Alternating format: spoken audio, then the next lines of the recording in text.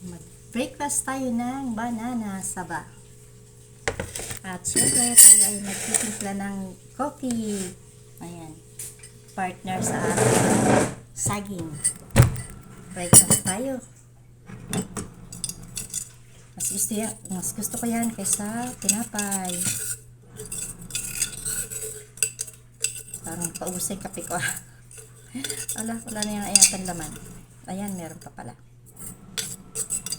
Kape sa umaga. At mag-almusal ng saging.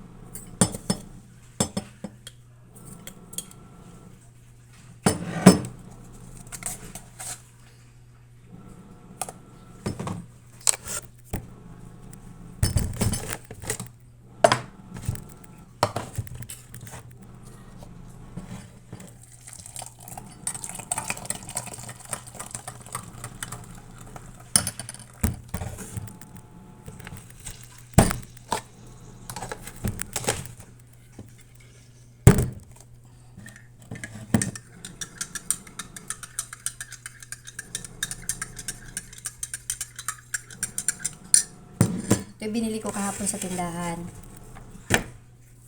Hindi ko na tinanong kung magkano itong lahat yan. Nilagay ko na lahat, hindi ko tinanggal sa pinakapiling niya. Ano ba yan? May langaw. May nakapasok na langaw, galing yan sa labas. At ayan, kain tayo ng saging.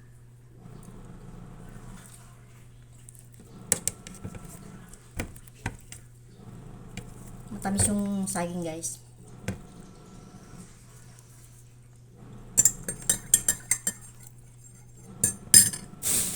Meron pa naman akong tinapay. 2 araw na to. Siguro inaamag na to, hindi na pwedeng kainin yan.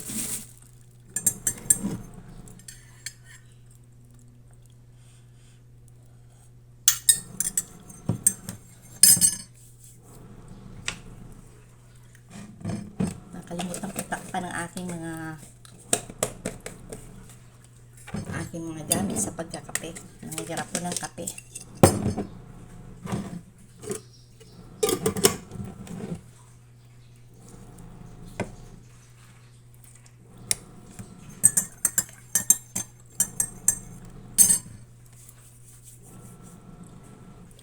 Bye-bye. Bago nga pala ang lahat, nagpapasalamat ako sa lahat ng mga sumusuporta sa akin, sa mga followers, subscribers, at saka sa yung mga new subscribers ko. Maraming salamat sa inyo. At huwag kayong mag-alala, babalikan ko kayo kung hindi ko pa kayo nababalikan. At maraming salamat din sa mga silent viewers ko. Maraming thank you talaga. Kung hindi sa inyo, hindi ako magkakaroon ng inspirasyon na ipagpatuloy itong aking account na ito. Dahil ito, matagal ko na itong napabayaan. 2 years na ako dito.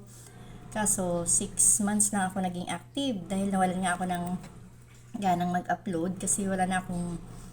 Yung nag-edit ko ay busy na rin. Yung aking editor ay anak ko. Ngayon may work na kasi siya. Ang kanyang trabaho, siyempre, pagod rin.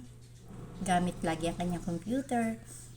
At siyempre yung ipapag-edit niya, ipapahingan na lang niya yun, itutulog niya dahil walang oras yung kanyang trabaho kung kailan dumating yung order ng trabaho niya. Ayun, ganun yun. Kaya wala na akong editor, kaya ako kada gawa ko ng content, basta upload na lang. Hala na kung may manonood. Pero awa ng Diyos ay nandiyan naman kayo at ako'y inyong sinusuportahan. Maraming salamat sa inyong pag-suporta sa akin. God bless us all. Bye-bye. Please like, share, and subscribe. Salamat.